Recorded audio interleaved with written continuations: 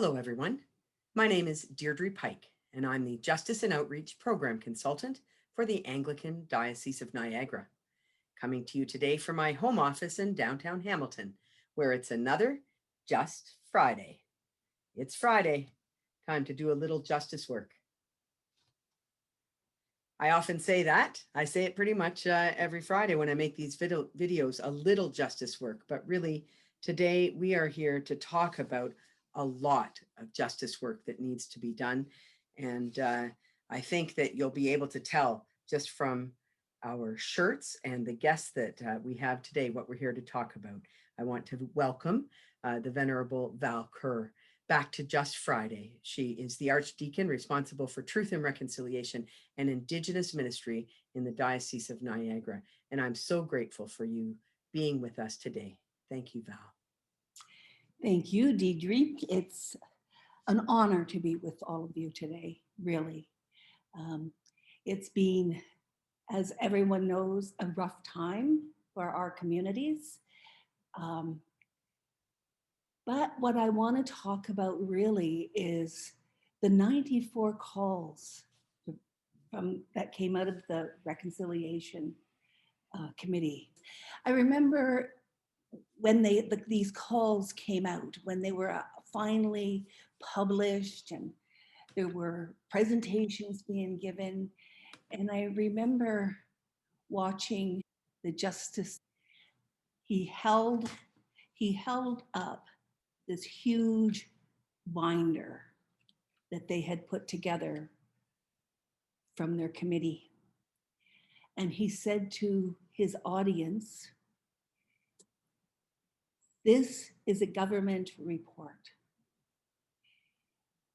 And we know what happens to government reports. They take a long time to come out, and then they're put on a shelf somewhere to gather dust.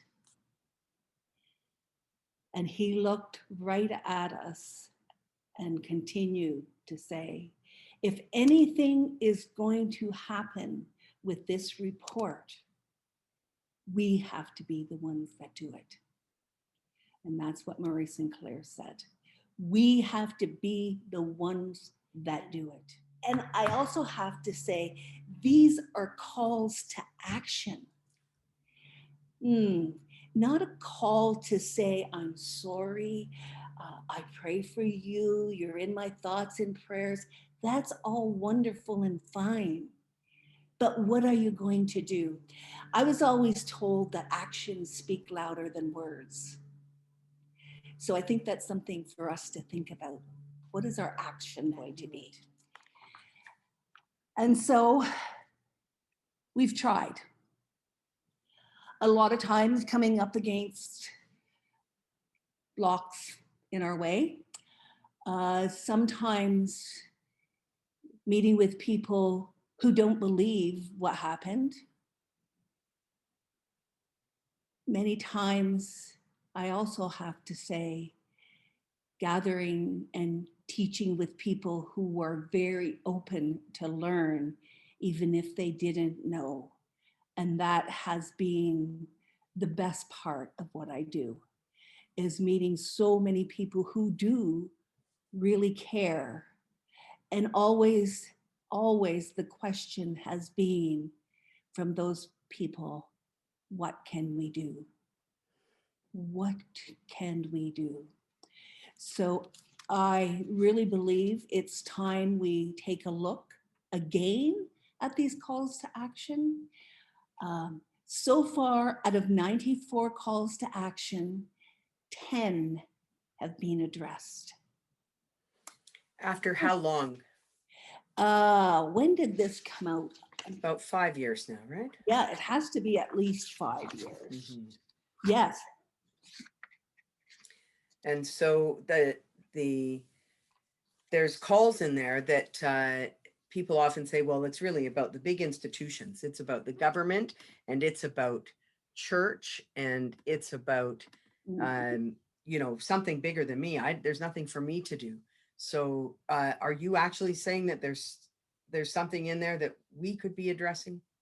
Absolutely, absolutely. I want to share with you Call 59. We call upon church parties to the settlement agreement to develop ongoing education strategies to ensure their respective congregations learn about their church's role in colonization, the history and legacy of residential schools, and why apologies to former residential school students, their families, and communities were necessary. Now, I mark this one because we've worked at, the ongoing education, but even there I run into blocks with some congregations. Here I am, folks. If you want me to come, call me, get in touch with me. Send me an email. I have an email right on the church's website. I did get a message, this one message, I've had several messages this week, of course, because of those 215 little souls. And I have to share with people the thing that has comforted me most is when we were given the teaching about Mother Earth being the one that has been looking after those little souls all these years. And so now I would go even further to say, and now that it's been uncovered, the truth has to come out. Yeah. That's only the first 215. There will be more. We know that. We know that. So in the Diocese of Niagara, the bishop has requested every parish for a long time now, has required every parish to do an acknowledgement of the land and whose land we're gathering on. And this beautiful land that doesn't belong to anybody has been occupied in the past by many Indigenous people. They've lived and worked and practiced their spirituality on these lands. And they've taught us so much about caring for the land, in a just way. Yeah. So we believe that we were put here by our Creator to take care of our Mother Earth, not to own her, but to take care of her. We really, even for our children, and I wanted to say this, we have our shirts on, right? Every child matters. Every child matters. It doesn't matter what color they are, where they come from. Every child matters.